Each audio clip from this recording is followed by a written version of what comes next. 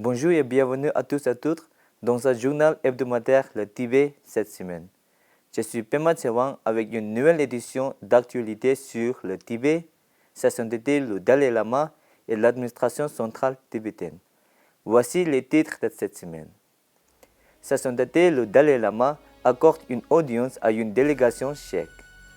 Sa sainteté, le Dalai Lama et l'administration centrale tibétaine expriment l'espoir que le dialogue permettra de rétablir la paix en Ukraine. Il a été rapporté qu'une personne s'est immolée au Tibet. Sidyon Pemba Tsering exprime sa tristesse suite au décès de Richard Blum et de la sénatrice Kiching. L'administration centrale tibétaine organise une session de prière à la mémoire des manifestations pacifiques de 1989. Le groupe parlementaire Suisse-Tibet se réunit pour discuter du plan d'action pour le Tibet. Le représentant Namgyel Chodrok rencontre le membre du Congrès Pramila Jayapal. Le haut-commissaire des Nations Unies aux droits de l'homme annonce sa visite en Chine. Ouverture de la 49e session du Conseil des droits de l'homme de l'ONU, les Tibétains suisses protestent contre la pire situation des droits de l'homme au Tibet. Les Tibétains du monde entier célèbrent le Nouvel An Losar.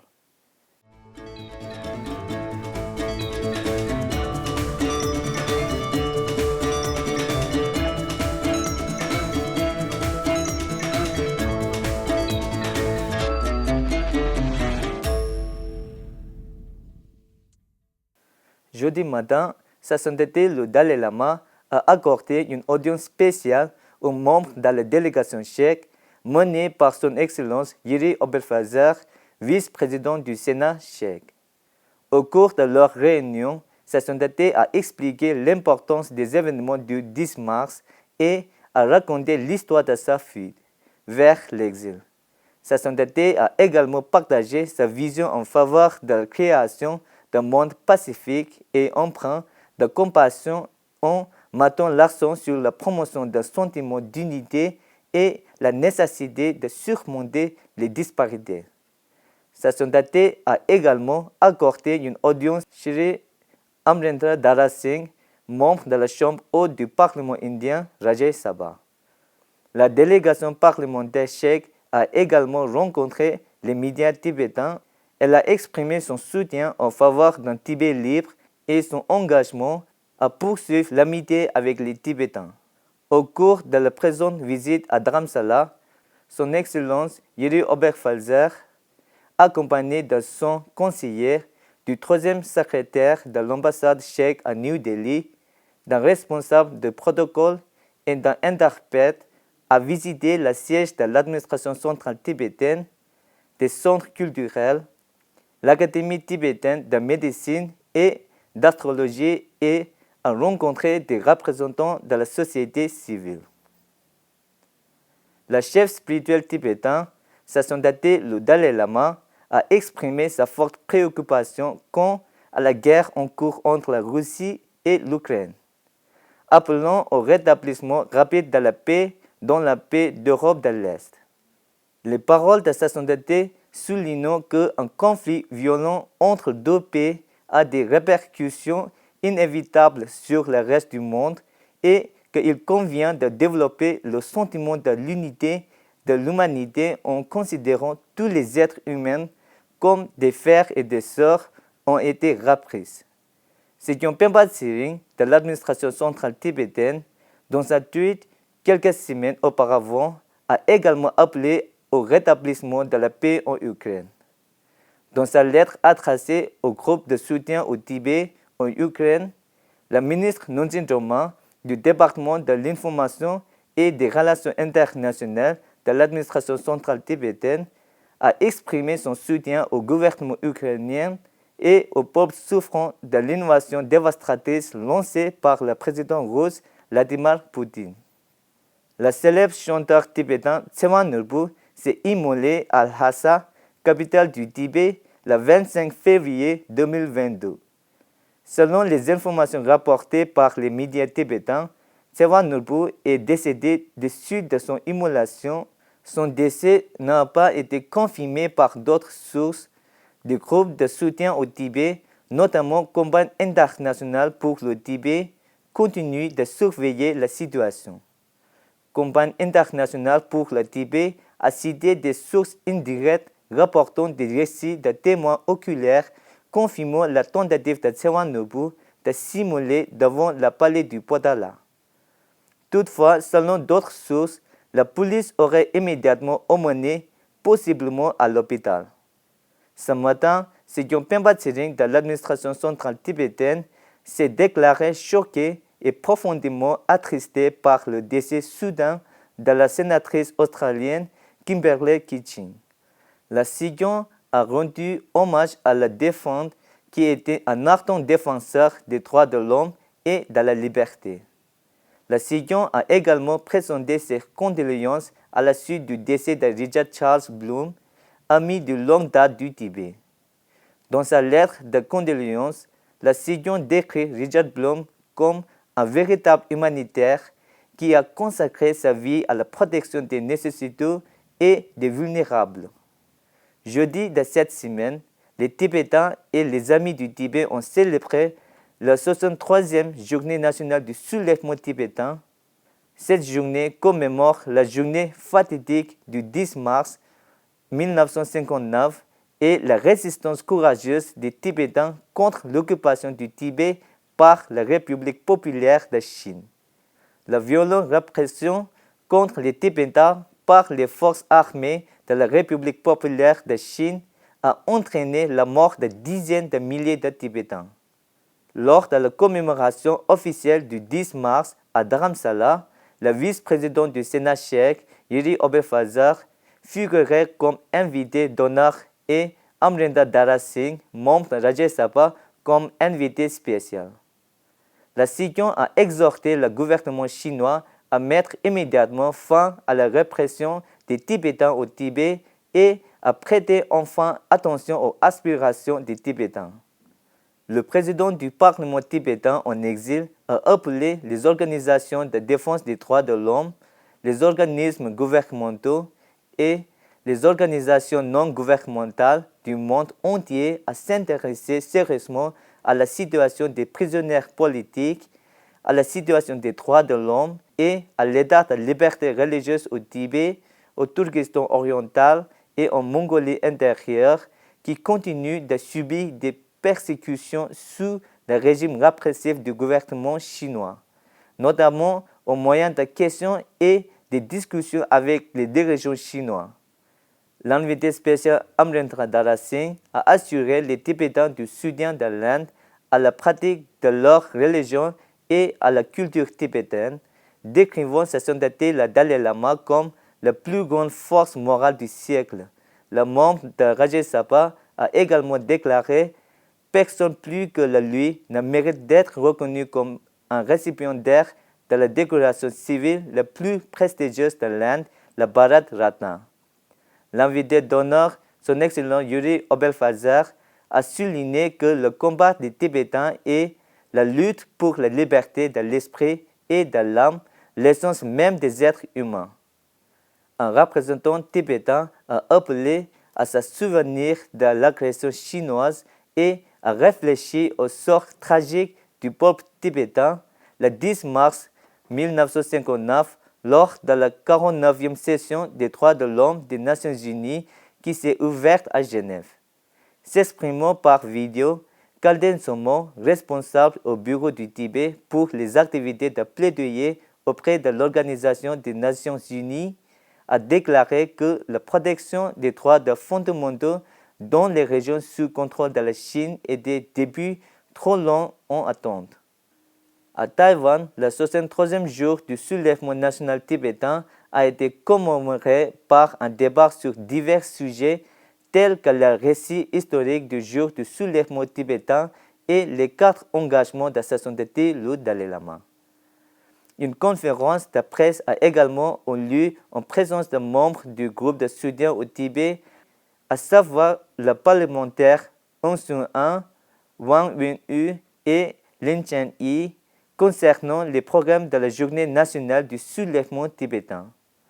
Taiwan Tibetan Welfare Association et Tibetan Youth Association ont dirigé la marche pour la paix depuis le centre Taipei. Le défilé a été rejoint par des parlementaires de Taïwan et de Taipei, des Ouïghours, des Hongkongais, des Ukrainiens et des représentants d'organisations non gouvernementales des Taïwanais. À l'occasion du 73e jour du soulèvement national tibétain, les membres du groupe parlementaire Suisse-Tibet ont publié une déclaration réaffirmant le soutien continu au mouvement pacifique et non violent tibétain pour la liberté. Le groupe parlementaire a condamné avec véhémence l'ingérence du gouvernement chinois dans des traditions bouddhistes tibétaines séculaires de réincarnation et appelé les autorités chinoises à respecter les droits fondamentaux des Tibétains et la liberté de religion. La communauté tibétaine de Queensland a organisé une manifestation en commémoration de la journée. Jonathan Sri, conseiller du Parti Green, a assisté à la manifestation avec les Tibétains et les sympathisants tibétains. Les Tibétains en France ont également commémoré cette journée. Mardi de cette semaine, le ministre de la Religion et de la Culture de l'administration centrale tibétaine a organisé une session de prière d'une heure en souvenir des sacrifices consentis par des manifestants tibétains pacifiques qui ont pris part aux manifestations de 1989 contre le gouvernement chinois. L'administration centrale tibétaine commémore la journée chaque année avec une session de prière. Cette année, elle a également prié pour la paix et la stabilité en Ukraine en proie à l'invasion menacée par les Russes. Avec la session de printemps en cours du Parlement, le groupe parlementaire Suisse-Tibet s'est réuni pour discuter et élaborer des plans d'action pour le Tibet lundi de cette semaine. Le coprésident du groupe parlementaire Suisse-Tibet, Nicolas Walter, a présidé la réunion. Ont également assisté à la réunion Kande Tsumo du bureau du Tibet à Genève, Karma Chugi, président de la communauté tibétaine de Suisse et de Liechtenstein, ainsi que le président et le vice-président de l'association d'amitié suisse-tibétaine, Thomas Buchley et Hwang Gogal-sang. À cette occasion, les députés ont été informés de la situation actuelle des droits de l'homme au Tibet, en particulier la détérioration rapide de la situation à Kham, Draco et la répression sans cesse croissante du gouvernement chinois contre les expressions culturelles et religieuses du peuple tibétain. La session du printemps du groupe parlementaire Suisse-Tibet s'est ouverte le 28 février et se terminera le 18 mars. Le représentant Namgyel Chudrup, le secrétaire Tashi Dundrup du bureau du Tibet, Washington DC, et le directeur des relations gouvernementales de la Compagnie internationale pour le Tibet, Franz Massner, ont rendu une visite courtoise aux membres du Congrès Pramila Jayapal à son bureau et l'ont remercié pour son soutien indéfectible à la cause tibétaine. Le parlementaire a réaffirmé son soutien continu et a exprimé son empressement à rencontrer les Tibétains à Seattle et à Washington. Le haut-commissaire des Nations Unies aux droits de l'homme a annoncé qu'elle effectuerait une visite en Chine. Lors de la 49e session ordinaire du Conseil des droits de l'homme des Nations Unies, mardi de cette semaine, le haut-commissaire aux droits de l'homme, Michelle Bachelet, a déclaré que l'accord avait été conclu avec le gouvernement chinois pour se rendre en Chine, y compris au Xinjiang et ailleurs en mai de cette année. Le bureau du Tibet à Genève a salué l'annonce de la haut-commissaire et a déclaré qu'une visite en Chine était cruciale pour ce qui est de la responsabilité. Le bureau a exhorté à plusieurs reprises le haut-commissaire à se rendre au Tibet pour que sa visite en Chine soit complète. La communauté tibétaine de Suisse et de Liechtenstein s'est déclarée profondément préoccupée par la détérioration rapide de la situation au Tibet et a organisé une manifestation de protestation contre la Chine parallèlement à l'ouverture de la 49e session ordinaire du Conseil des droits de l'homme des Nations Unies. Le président de la communauté tibétaine, Karma Chökyi, accompagné de Khalden Somo, responsable du plaidoyer auprès des Nations Unies au bureau du Tibet de Genève, a comme une lettre d'appel au Haut Commissariat aux droits de l'homme. La lettre d'appel de 4 pages expliquait catégoriquement les violations continues des droits de l'homme commises par la Chine et exhortait le Haut Commissaire à accorder une attention urgente à la détérioration rapide de la situation au Tibet.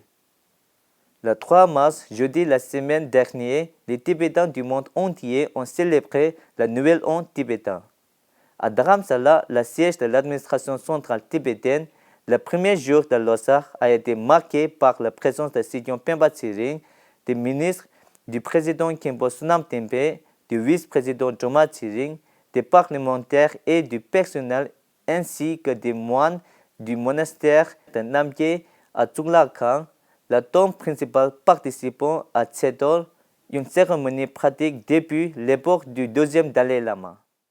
À Canberra, en Australie, le représentant Karma Singye a assisté à la célébration du Nouvel An tibétain organisée par la communauté tibétaine de Canberra. Le procureur général du territoire de la capitale australienne, Shane Regenbury, et d'autres invités de marquer ont également assisté à l'événement, y compris le député provincial Andrew Braddock, le député provincial Rebecca Veseroti et Deepak Raj Gupta, qui représentait le ministre Tara Sen, ministre des Affaires multiculturelles, et d'autres dignitaires au Népal.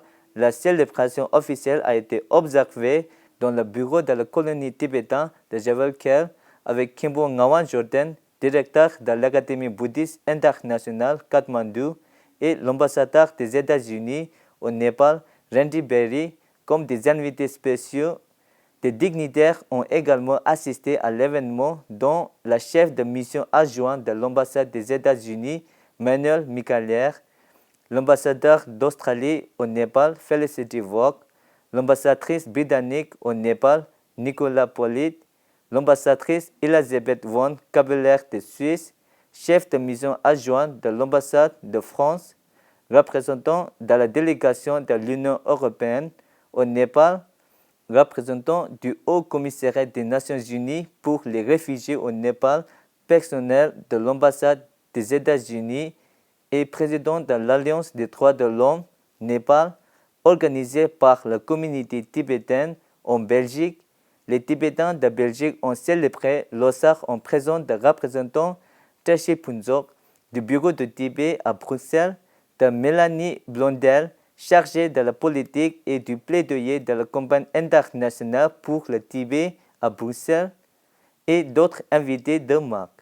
À cette occasion, le représentant Tashi Phuntsok et la chargée de plaidoyer auprès de l'Union européenne, Rinzin Genkan, ont rencontré Alexandre Kochite, le chef de cabinet de le président du Parlement européen, récemment élu Roberta Metsola. Kochite a déclaré que le Parlement européen avait la plus haute estime pour sa sainteté le Dalai Lama. C'est tout pour cette semaine. Merci d'avoir suivi la Tibet TV.